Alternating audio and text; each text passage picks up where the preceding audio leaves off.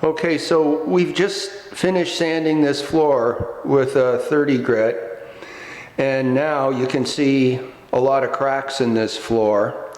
Sanding makes crack revelation.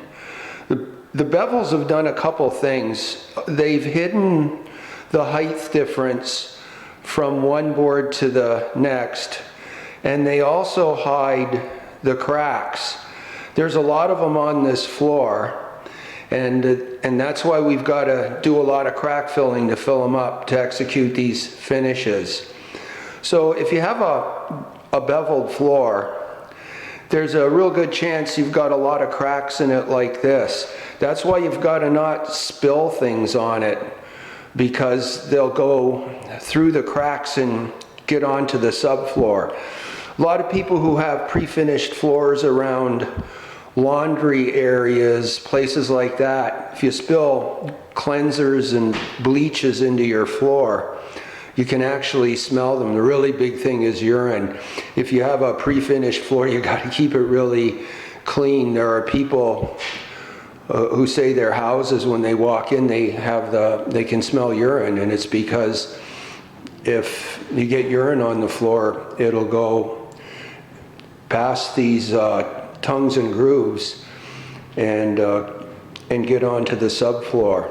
So you got to keep pre-finished floors clean because they're not crack filled.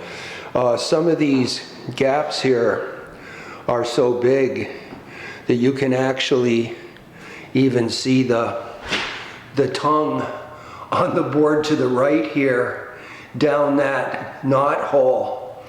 I don't know how they cover this over with the finishes they put on these boards, because there was nothing in there. This finishing agent they've put on has actually skinned over a lot of these knot holes and wormholes that are in this floor. So we're going to finish it, or we're going to fill it with a crack filler. This is really, really fine stuff. It's like talcum powder. You have to harvest dust from an edger on new wood, and it makes a really fine dust, finer than you'll get from a drum sander. So of all the sawdust you grind off floors, there's a very small percentage that you can use for crack filler. So I put sealer in this container and mix the sawdust with it. So the paste is really heavy and really fine. So when I paste it into these cracks, it's going to sink down in. So you can't just fill these cracks once. You have to do it a couple times, even maybe 3 times in some places. So I'm going to fill this floor, and then I'll come back to show you the results.